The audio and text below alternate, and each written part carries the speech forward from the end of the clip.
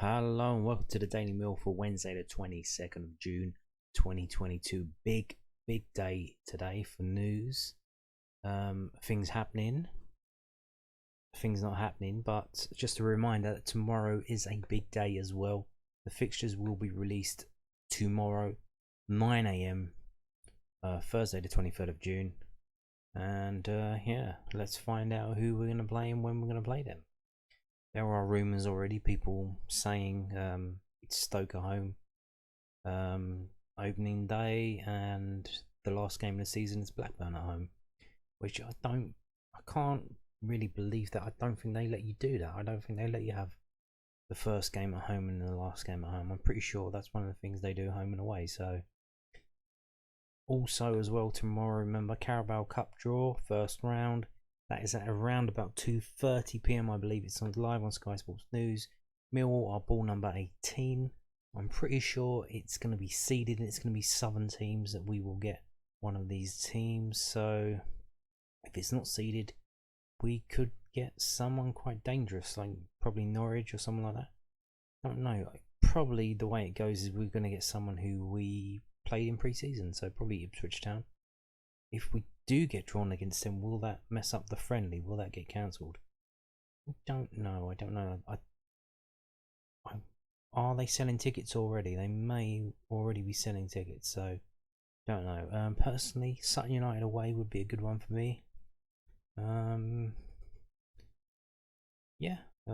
Any team away really that's easy to get to. Queen's Park Rangers. Will we still take a big crowd to Queen's Park Rangers for a midweek cup game? We do pretty well in the league games, bringing up quite a few fans when they let us. Will they let us bring fans to a first round? Well, like I said, I think it's going to be seeded, so I don't think we'll get anyone into the championship. We'll probably get a League 1 or a League 2 team, so we'll just have to wait and see until tomorrow. So that is tomorrow, a big day tomorrow, but a big day today. And here we have it. So this is from londonnewsonline.co.uk. It's kind of confirming what I rumoured, what I kind of figured out in yesterday's video. I don't know if you watched that. Gary Rowett said in an interview with the papers that Millwall put in 2 record bids. Now we know that one of them was for Lewis Ferguson of Aberdeen. So who was the other one for? Well, I probably guessed it was Oliver Burke. So Millwall working on permanent deal for Sheffield United's Oliver Burke, and this is an exclusive from londonnewsonline.co.uk. Millwall are working on a permanent deal for Sheffield United attacker Oliver Burke. The 25-year-old spent the second half of last season on loan with the Lions.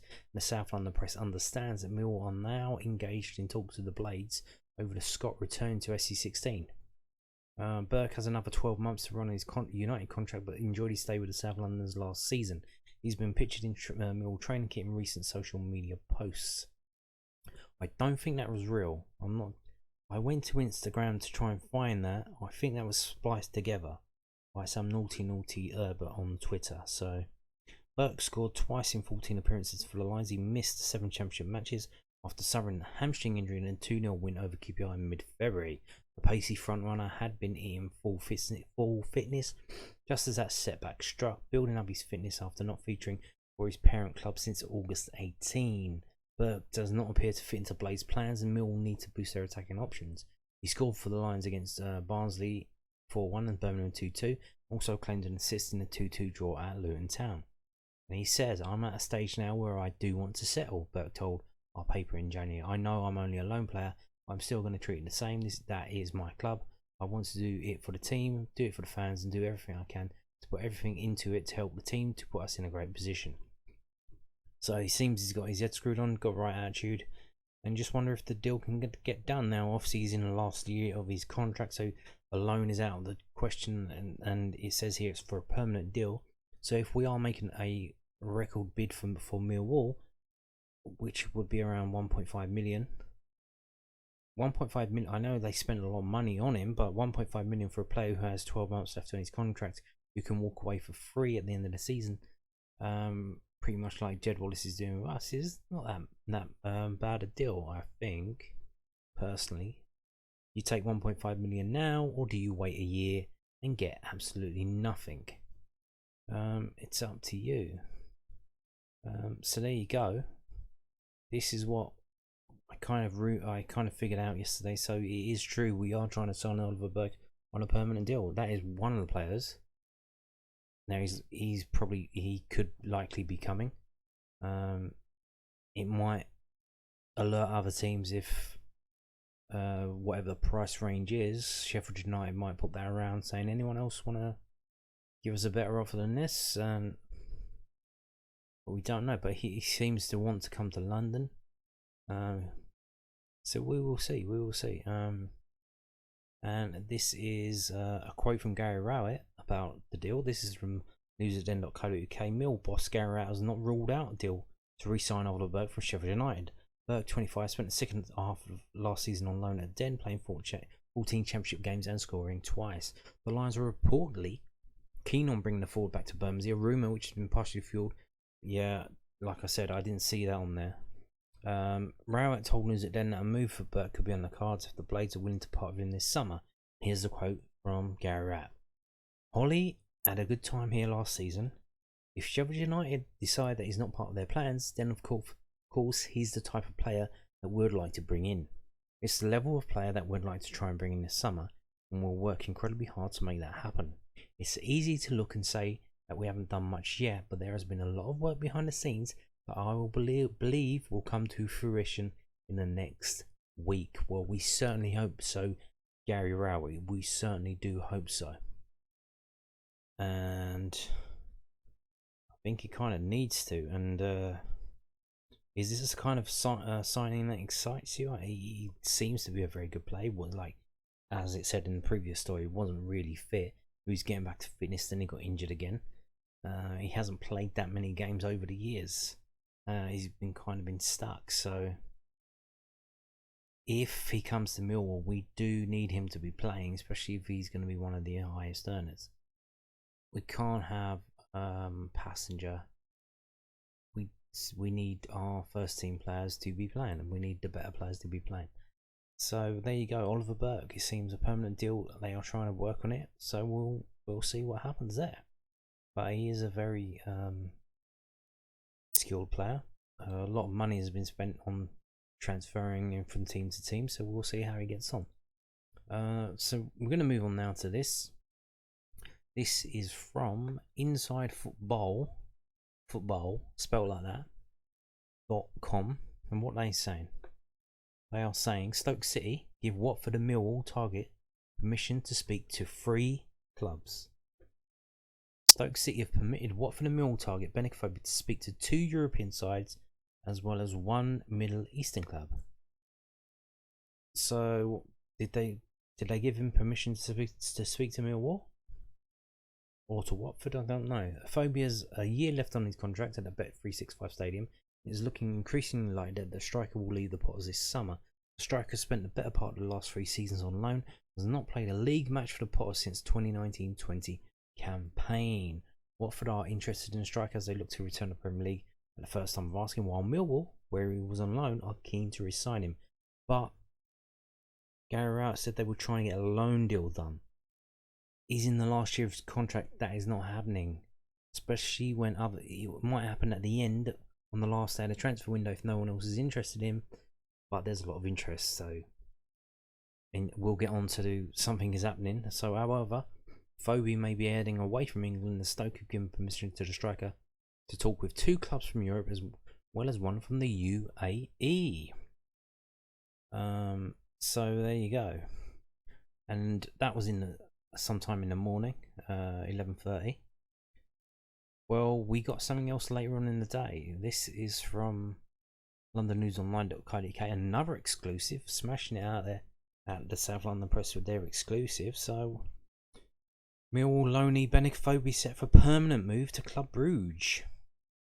Yeah, that was one of the clubs in Europe that he was speaking to, Club Brugge. So, he's not coming back to Millwall. Benik Afobe looks set to be playing Champions League football next season, with the former Millwall loanee poised to sign for Club Brugge. The striker 29 had a successful loan with the Lions in the 21-22 campaign, and that form in SE16 has led to Club Brugge, who had won the Belgian top flight title for the last 3 seasons, making a move for his services. Afobe has 12 months left on his contract at Stoke City. Lions boss Gary Rowett, when asked earlier in the week about a potential return for the frontman, told the South London Press, Benik has a little bit of interest from other places, and at the moment we're still in those discussions. It looks probably likely at the moment he might go to a European club.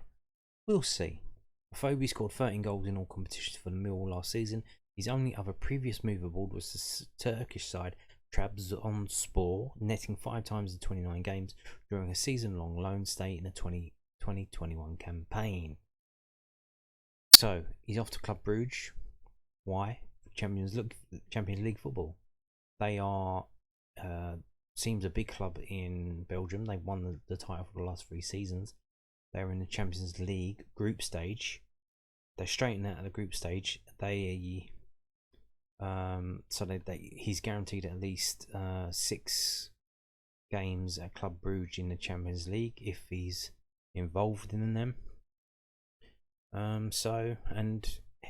was looking through Benik's career stats earlier. He hasn't played in any European competition. He hasn't played in the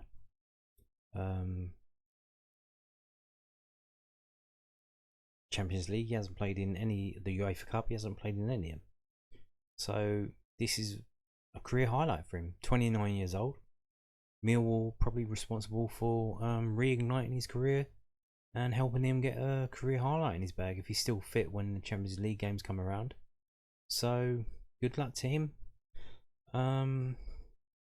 Another player that Millwall helped out and helped improve, helped him play regular football, and he's now got a club to he's got moved to a Champions League team. So congratulations, there you go. Any other players or agents? Look at this. Look what Millwall did for Benik Afobe. We could do this to your player. Come to Millwall, please. We need some players, and play. Come in if you're good, a very good player. Come and play. Don't come and go to a club and sit on your ass and be one of 5 strikers, and you get rotated if you're lucky. Come to Millwall and be the best player on the pitch and play. I mean, this has kind of happened in the past, like Dennis Wise coming to Millwall. He was still a very good player. Coming down to Millwall, it's a very good player. So yeah, we have helped Benik Afobe move to a Champions League team. Good for him. Not so good for us, but hey, at least we had last season. Now we've got to do it again and find another decent striker like him. So will that be Oliver Burke? Will we have to play different style? Who knows? But hopefully we're trying to sign another striker. Will they go back in for Liam Delap? Liam Delap's away on international duty at the moment. They were trying to get him on loan. He's playing for the England under-19s in the Euros. So could it be him? Could it be someone else? They're trying to get the Itete geezer from Spurs on loan, but he's a youngster. Is he that good? I don't know. But any other teams or any agents or any players watching, look what happened here. Benik Afobe came to Millwall for a season on loan. We played him whenever he was fit. He played, he started, he did really well. He was a focal point. He scored quite a few goals for us. Season after, he's playing Champions League football. His career has been renaissanced, resuscitated, re-upped. So just think about that, what Millwall can do for your players as well. So yeah, it has come to pass. Not quite yet, but it's not done and dusted. But we keep getting little bits of fucking rumours and shit out. Jed Wallace is gone. We kind of all knew he was going. He's apparently having a medical at West Brom. So this was in the afternoon, and he kept going back, looking like, okay, has it been announced? Has it been announced? Is there a photo of him holding up the West Brom shirt? No. So how did they know that there was a medical? How do they know? How is this not just like being put out there to drive up the bidding war between West Brom and Burnley. Because the other day it was like Burnley were guaranteed. He was set to go to Burnley. Now it's West Brom. But we'll see. We'll see. So on the day that the Millwall players come back to the training ground to do their fitness tests, their medicals, Jed Wallace is going to West Bromwich, his training ground, to do a medical there. So let's have a read of this. This is from londonnewsonline.co.uk. So Millwall talisman Jed Wallace is on the verge of signing from West Brom to signing for West Bromwich Albion. The 28-year-old is undergoing a medical ahead of completing a move to the Midlands club. Wallace is out of contract at the end of this month. The Lions had offered him a significant new deal in a bid to extend his stay in South London. Burnley had also been linked with a move for the former Portsmouth youngster who had attracted serious interest from Nottingham Forest in the January transfer window. Forest had a couple of official bids rejected by the Lions and never met their valuation of the star striker. Instead, Wallace allowed his contract to run down, with his last appearance coming at AFC Bournemouth on the final day of the 21-22 campaign. He walked across to applaud the travelling Millwall fans and admitted to the South London press afterwards that he was trying to hold his emotions together. Wallace had 3 spells with the Lions, 2 of those on loan, before signing permanently after the club won promotion to the Championship in July 2017. He scored 42 goals in 259 appearances for Millwall and also contributed 48 assists. Wallace is set to become West Brom's 3rd signing of the window. They have converted Jason Malumbi's loan into a permanent deal, as well as adding John Swift, who is also a free agent next month from Brighton and Reading respectively. So you see what West Brom there, they made 3 signings. They're not so there's Championship teams so far seem to be falling into two camps or 3 camps. Ones who haven't signed anyone, ones who have signed a lot of players, and ones who have signed select quality, which is what West Brom have done here. Jason Malumbi, John Swift, and apparently Jed Wallace. So 3 players, 3 very good players. Now, is that what Gary Rowett's trying to do? The Millwall sign a limited number of very good players. That might be it. Now, do you prefer that rather than the Cardiff route? Cardiff have signed about 6 or 7, 8 players, and they're all kind of punts and hopes, and maybe they might be good. They're still young. We don't know. Which way do you prefer? I don't know. Well, apparently it's all going to be happening this week, before they fly out to Ireland on Monday the 27th. So we'll see who we sign. Will we sign Oliver Burke? Will we sign Lewis Ferguson? Probably not. Will we sign someone else? Who would we be going after in terms of quality player?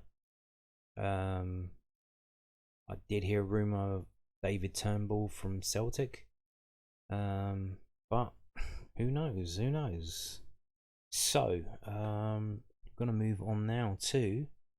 Told you it was all going off today. Millwall FC have updated their website. Now, what does that mean? Does that mean anything? It's more than an update. It's like a complete revamp. So you can see it here. Because the old website design, that was a template that was used by all of the clubs that were signed up to the Football League company that was dealing with it. So if you ever visited other clubs' websites, you saw that they were kind of similar to Millwall's, but kind of different. And some clubs were totally different. Like Leeds's were different, QPR's was different, because they hadn't signed up to the league-wide company that was doing it. So Millwall have opted out of the league-wide company doing all the stuff, and they've gone with someone else called Urban Zoo. So let's have a read of this. This is from millwallfc.co.uk, the same web address, just a different design website. Millwall Football Club is delighted to reveal the brand new millwallfc.co.uk. The website launched on Wednesday afternoon in collaboration with Urban Zoo. I didn't see it on Wednesday afternoon. Oh no, yeah. Okay. Gives the Lions fans enhanced features and usability. across all platforms. With a modern look and contemporary features, the Lions' new hub will allow supporters to access everything they need to know about the club with consummate ease. Interviews, match highlights, and more can be found on Millwall TV. So, iFollow's out the window. What was it called? Was it called Lions TV? No, what was it called? Lions. No, I forgot. Yeah, it's called Lions. It was called Lions TV, wasn't it? We all called it iFollow, so I don't know what the specific one was for Millwall was. But yeah, so it's called Millwall TV now. The Lions' new video platform replacing iFollow. All services will remain the same, including the streaming of matches as before. So I think midweek matches, but not every midweek match if they're only allowed a certain number. That's a reminder for you. If you did sign up to Recast, don't forget, watch the adverts to bump up your credit if you want to get it that way for free rather than paying, because one of the friendlies is going to be streamed on it. That's why we have a home friendly. Certain things as well, the games are going to be on it. So if you want to get the games for free, start collecting your credits now so you have enough credits. Now the game before on iFollow was £10 to watch it, so if that's the same for Recast, that's going to be 1,000 credits, one assumes. Maybe they might put the price up, I don't know. Sections such as Hospitality, Lionstore and Junior Lions meanwhile will provide the reader with all the information they require. Okay. Wall Talk, Millwall Football Club's official podcast, will be back for season 3 soon. Listen to past episodes here with the sterling work of Millwall Community Trust also highlighted on these pages. Happy browsing. So there you go. And what they've done is you go to this, you sign in, you register for a free club account. So you've got to re-register this. Why? The ticket site is gone. Remember they took it offline, they brought it back. It's part of this now. You need to re-register on this site, and what that will do then is it's all the same. So streaming is all the same. The login is the same. You don't have to do a different login. You just log into this, and then you go across to Millwall TV. You'll be logged in there under your profile. You go to the Lionstore, you'll be logged in there under your profile, payment details, all of that. Apparently that's how it works. I don't know. I haven't registered yet. I haven't really had time. Kind of busy. So and this has just popped up now. So we'll wait and see. But other people are saying you can do that, and then you can connect people to you when you want to buy tickets for them. And stuff like that. So it says here, live commentary and some videos exclusive to subscribers. Buy a pass after logging in to enjoy full access. So pass, how much are the passes? So again, Millwall TV, what will that be? Will they do radio on that? Will they do the commentary? Will you have to pay for it? Before, I was paying for iFollow. I think it was like 60 quid a year, 60 quid a season. And that was just the basic bitch package. It gave me a live commentary, and it gave me access to the videos, which was good because they would put the full match replays on the day later, so you could see the game. If you didn't go to the game, you could actually watch the whole game. They put the highlights on at midnight because of the deal with the TV company. Then later on the next day they put extended highlights, so there was more. So yeah, so I will have to give this a go, log in and tell you what it's all about. But apparently that is how it will work. It's all bandaged up together in the same package. You can see here Millwall TV, Lionstore, tickets. It's all together apparently under one login. You won't have to have different logins. So here it is. So register. The new Millwall profile provides Lions supporters with access to all online club services with one easy login. This includes tickets, the Lionstore and Millwall TV, and you will need to register for a Millwall profile and link any existing or new accounts from those sites before you can buy tickets. Okay.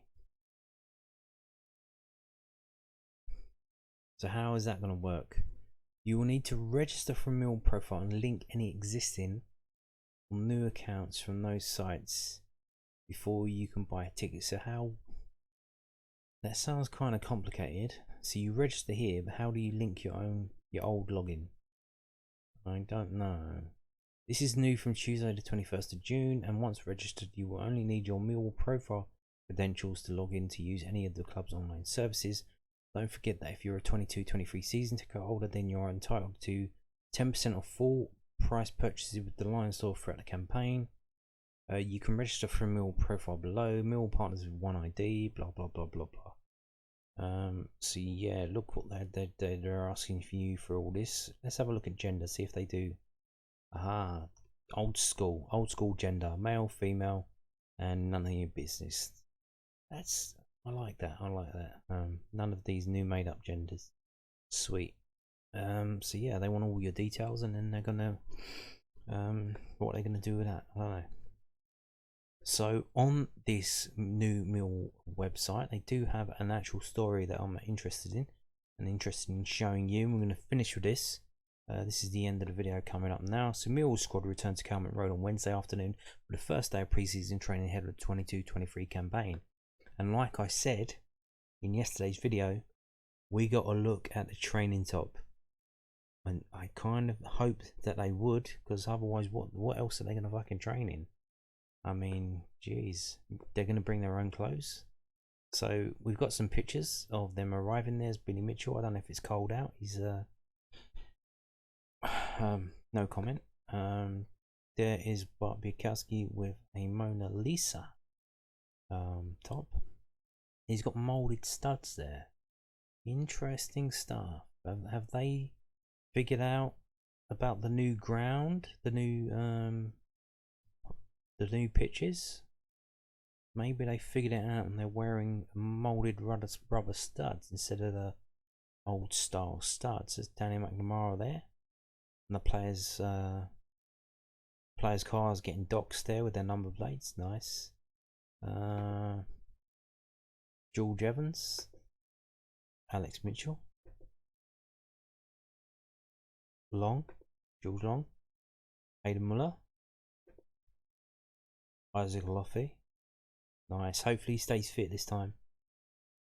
Don't get injured. Show us what you can do.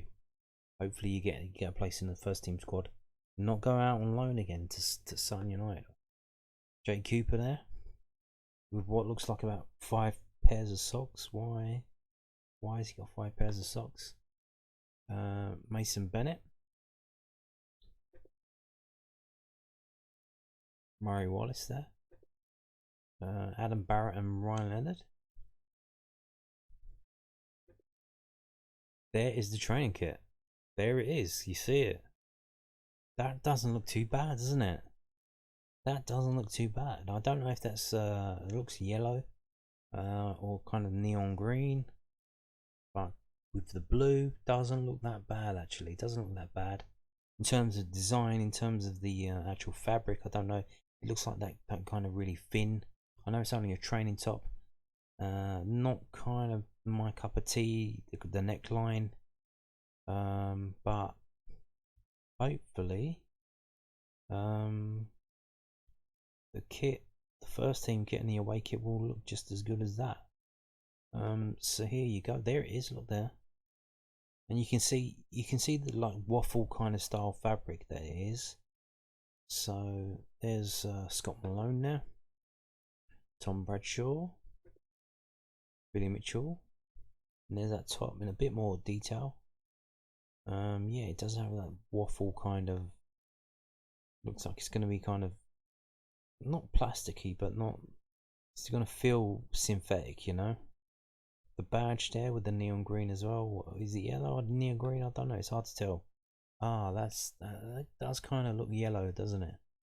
Interesting stuff. And again, the chevrons. I was worried about the Hummel chevrons. What were they gonna do? Because what are they gonna overload us with the chevrons? I think that would look a bit fucking shit for a Mill kit. But only 2 chevrons on each shoulder. I like it. Not going overboard with the chevrons. I like it.